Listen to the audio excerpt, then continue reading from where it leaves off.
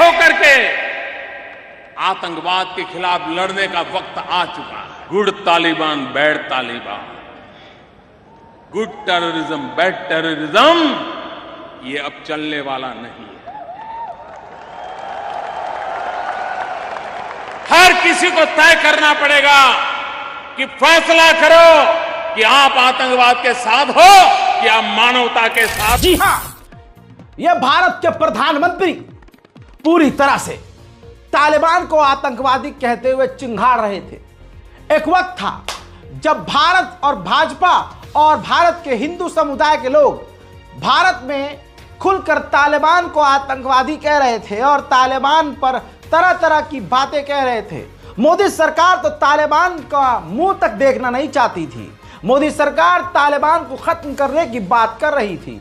आज यही 56 इंच की छाती वाला जो कल तक चीख रहा था कि तालिबान ना अच्छा है ना बुरा है, गुड टेररिज्म बैड टेररिज्म कुछ नहीं होता, टेररिस्ट होता है, तालिबान को खुलकर गरियाने वाला, इंटरनेशनल प्लेटफॉर्म पर खड़ा होकर अपनी छाती ठोक ठोक कर तालिबान को गरियाने वाला व्यक्ति आज प्रधानमंत्री जब है तो भारत ने तालिबान को एंट्री भी दे दी है। बड़ी खबर है, रिपोर्ट आपके सामने। अंधभक्तों की यही औकात और अंधभक्तों के बाप की भी यही औकात। तालिबान को पूरी तरह से अलाउ कर दिया है। दोस्तों, ब्रेकिंग न्यूज आपको बता दूं कि मुंबई के अंदर अफगान कॉन्सुलेट जनरल पहुंच चुके हैं। अफगानिस्तान के भारत के लिए जो एम्बेसडर है तालिबान ने भेज दिया है, एक्टिंग कौंसल मौजूद हैं। दोस्तों, बताया जा रहा है इकरामुद्दीन कामिल तालिबान के यहां अब दूतावास में, अफगान दूतावास जो मुंबई में है वहां आ चुके हैं और बड़ी शांति से। जी हां, मोदी सरकार ने, अबे जब भैया चीख चीख के तुम तालिबान को गरिया रहे थे तो मुंह ही नहीं है तुम्हारा। तो दोस्तों, इस खबर को दबाया गया, प्रिंट मीडिया में कहीं कहीं आया, इस पर डिबेट नहीं हो रही है, इस पर बात नहीं हो रही है। सुअरों का झुंड कह रहा है तालिबान आतंकवादी है, तालिबान ने महिलाओं को दबा दिया, तालिबान ने ऐसा कर दिया, अरे तालिबान ने मार दिया, हाय हाय तालिबान, हाय तालिबान। अबे तो रोक के दिखाओ तालिबान को। तालिबान कैसे आया?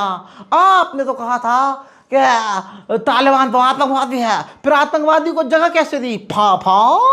मेरे दोस्तों, ये भी दोगले और पापा भी इनके वही। दोस्तों, अब मोदी जी का कोई बयान नहीं है। अब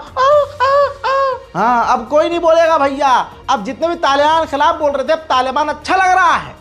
सोचिए, एक मुसलमान तालिबान को एक्सेप्ट नहीं कर रहा भारत का, लेकिन मोदी जी ने एक्सेप्ट कर लिया। वाह मोदी जी, वाह वाह मोदी जी, वाह वाह।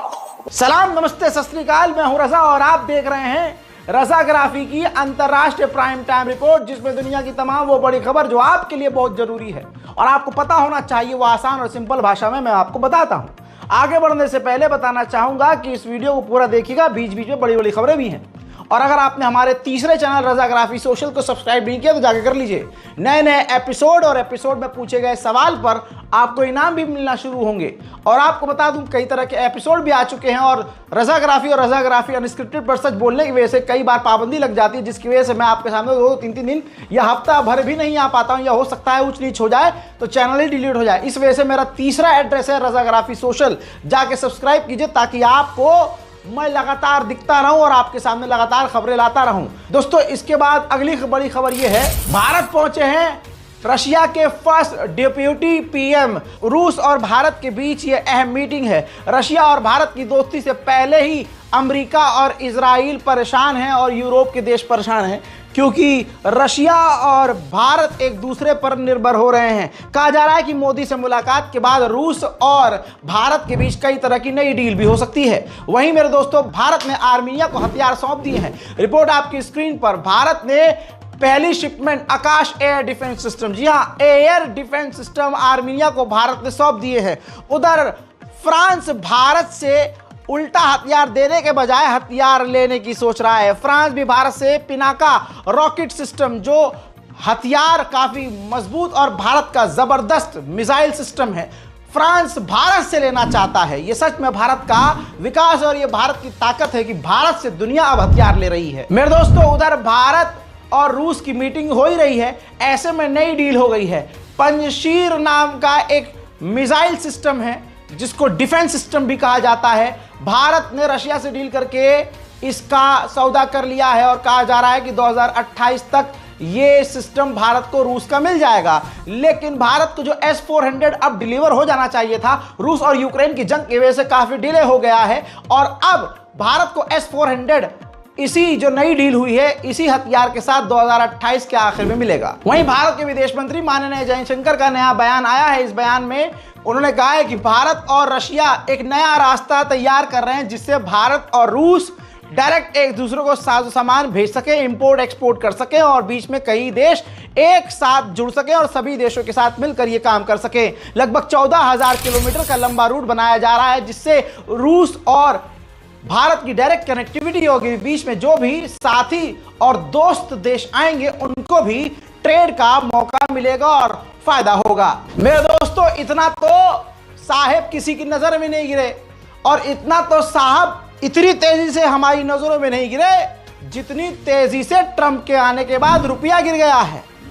रिपोर्ट देखिए, भारत के अखबार की ही रिपोर्ट है, 84.38 रुपया हो गया है डॉलर के मुताबिक, यानी $1 84.38 बन रहा है, यानी डॉलर के आगे रुपया कमजोर हो गया है। इंडिया, जापान, फ्रांस, फिलीपींस ये चारों पांचों देश मिलकर पहली बार इतिहास में पहली बार चाइना के खिलाफ समुद्र में ड्रिल करने वाले हैं। वहीं भारत ने अपनी शक्ति को बढ़ाते हुए एक कामयाबी से क्रूज मिसाइल का टेस्ट कर लिया है। कहा जा रहा है इस मिसाइल का कोड है LRLACM, जी हां, जो कि काफी जबरदस्त मिसाइल है और मैदान जंग में ये काफी भारत के काम आएगी। भारत की शक्ति इससे बढ़ चुकी है। जहां America, Germany, France, Britain robot कुत्ते बनाकर तैनात कर रहे हैं और इजराइल रोबोट कुत्ते तैनात कर रहा है, वहीं चीन ने कुत्ता तो बनाया रोबोट, लेकिन उस रोबोट के पैरों में टायर और एक्स्ट्रा लगा दिए जिसकी वजह से वो कुत्ता नहीं वो महाकुत्ता बन गया है और खतरनाक करतब दिखाता है, हथियारों से लैस है और यानी दुनिया में जो रोबोटिक्स कुत्ते बनाए गए हैं वो उनसे भी एडवांस हो चुका है। इसके अलावा अगली तस्वीर देखिए, चाइना ने अपने दूसरे रोबोट डॉग जो मैदान जंग में लड़ने के लिए काफी खतरनाक और सक्षम है वो भी दिखाए हैं, यानी दुनिया से 2 कदम आगे चलने वाला देश चाइना बन चुका है। जहां सारी दुनिया के बड़े बड़े देश 5th जनरेशन के फाइटर जेट बना रहे हैं, वहां चाइना ने 6th जनरेशन का मोकअप बनाकर दिखा दिया है, स्ट्रक्चर बनाकर दिखा दिया है, जिसकी वजह से दुनिया हैरान और परेशान है और इसे समझ में आ रहा है कि चाइना कितनी तेजी से हथियारों की इंडस्ट्री में आगे बढ़ रहा है। मेरे दोस्तों, उधर चाइना कॉपी करने में तो मास्टर है। चाइना ने तुर्की को भी नहीं छोड़ा है। चाइना ने तुर्की के बैरक्टर TB2 ड्रोन को कॉपी करके उससे एडवांस बना दिया है। एक तो मैं चाइना से परेशान हूं और दूसरा अपने इस एडिटर से परेशान हूं। तो सारा चाइना ये खबर निकाल के दे रहा है, मुझे डर लग रहा है चाइना से। ये देखिए, एक और चाइना ने उड़ने वाला तो छोड़िए ड्रोन बनाया है, समुद्र में तैरने वाला भी ड्रोन दुनिया को दिखाया है, जो कि मैदान जंग में समुद्र में काफी खतरनाक दुनिया के देशों के लिए और चीन के दुश्मनों के लिए खतरनाक साबित हो सकता है। उधर चाइना ऐसे ऐसे हथियार बना रहा है जैसे भविष्य में कुछ बड़ा करने की तैयारी में है। मेरे को डर लग रहा है भाई साहब। चाइना पहला न्यूक्लियर एयरक्राफ्ट करियर बना रहा है। न्यूक्लियर एयरक्राफ्ट करियर का क्या काम है मुझे नहीं पता, लेकिन ससुरा चाइना तो बना रहा है। उधर फिर से चाइना ने रिमोट सैटेलाइट लॉन्च करके दिखा दिया है। देखिए,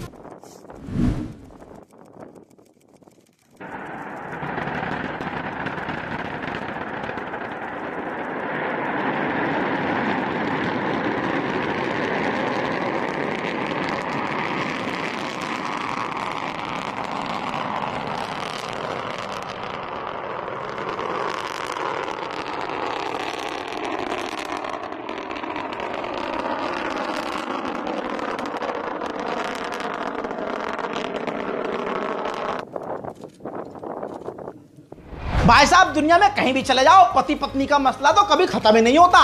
चाइना में कहते हैं चाइना बहुत आगे है, लेकिन पति पत्नी के मामले में भी भाई साहब वही हाल है जो हमारा हाल है। पति पत्नी के बीच बंटवारा हुआ और बंटवारे में पति की संपत्ति ज्यादा पत्नी को जा रही थी। दिमाग खराब हुआ, चचा ने गाड़ी चलाना शुरू करी सड़क पर और लगभग कहा जा रहा है कि 40 से 50 लोगों को कुचल दिया, जिसमें 35 लोगों की मौत हो गई और 43 लोग घायल हो गए। अरे भैया क्या करें, अगर नहीं झेल पा रहे तो शादी करनी नहीं चाहिए। उधर पाकिस्तान में क्या कहें, यहां हम तो एक बार दिवाली और एक बार शब बारात मनाते हैं, तभी कुछ फोड़ते हैं।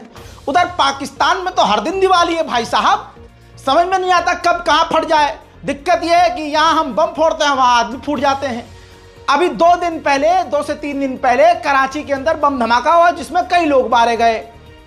अब पाकिस्तान के आम लोगों को इतनी आदत हो चुकी है कि यहाँ बम फूटता है और वहाँ बैठ के चाय पीते रहते, कोई फर्क ही नहीं पड़ता है, आदत सी पड़ गई है। लेकिन चाइना डर गया है। चाइना ने एक बार फिर से कहा है पाकिस्तान की, देखो भाई साहब, चाइना के बहुत सारे प्रोजेक्ट आपके यहाँ चल रहे हैं, हमारे इंजीनियर, हमारे बहुत सारे लोग आपके यहाँ काम करते हैं, उन पर भी हमला होता रहता है, लिहाजा उनकी सुरक्षा के लिए हम सेना आपके मुल्क में तैनात करेंगे। पाकिस्तान को मनाने में लगा है चाइना। हजरात मोहतरम, उधर पाकिस्तान ने ऑफिशियली ये देखिए जानकारी दी है और अपने लोगों को, अपने देश को बताया है कि पाकिस्तान से काफी आगे भारत हो चुका है।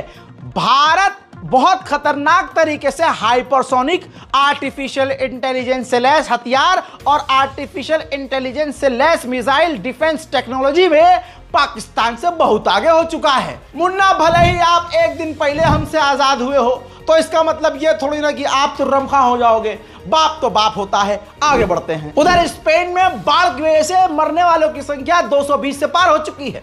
दसियों हजार अभी भी डिस्प्लेस है। पूरी तरह से जान का तो हुआ ही है नुकसान, लेकिन माल का नुकसान बहुत बड़ा हुआ है। ये देखिए, सफाई चल रही है, जो तबाही हुई है उसको साफ किया जा रहा है और इतनी सी ही तबाही में स्पेन पूरी तरह से परेशान हो चुका है। 221, 22 या 250 लोग मरने पर भारत में क्या होगा? अजी कद्दू कुछ नहीं होगा। मणिपुर में 2 साल से नरसंहार चल रहा है। 2 समुदाय आपस में लड़ रहे हैं। दनादन कोहली आज तक मोदी जी वहां गए नहीं और न देश भर में कहीं प्रदर्शन। और उधर स्पेन में 250 लगभग मारे गए तो लोग, पूरा देश सड़कों पर आ गया, कहा कि ये जो बाढ़ आई इसको सही से हमारी सरकार ने जो है हैंडल नहीं किया। जबकि मारे जाने वालों को अच्छा मुआवजा, अच्छा घर, सब कुछ मिलेगा, नौकरी वोकरी सब, लेकिन फिर भी जनता सड़कों पर है। ये देखिए जरा, लाखों की तादाद में लोग सड़कों पर हैं। सोचिए, भारत में अगर ये होता तो मोदी जी कहते अबे तो मैंने बाढ़ लाई है क्या? भाइयों बहनों, मैंने बरसात करी है क्या? भाइयों बहनों, ये बाढ़ मैं, अरे बोलिए, इसमें मेरी गलती है क्या? ये कह के मोदी जी निकल जाते। लेकिन यहां देखिए भाई साहब, यहां तो बवाल ही चल रहा है। उधर मोहम्मद बिन सलमान का जो लाइन प्रोजेक्ट है, जो एक सीधी लाइन में पूरा बड़ा शहर यूरोप की तरह बनाने की तैयारी कर रहा है, मीडिया रिपोर्ट कह रही कि इस प्रोजेक्ट को बनाने में 21,000 वर्कर मारे जा चुके हैं और सऊदी ने सांस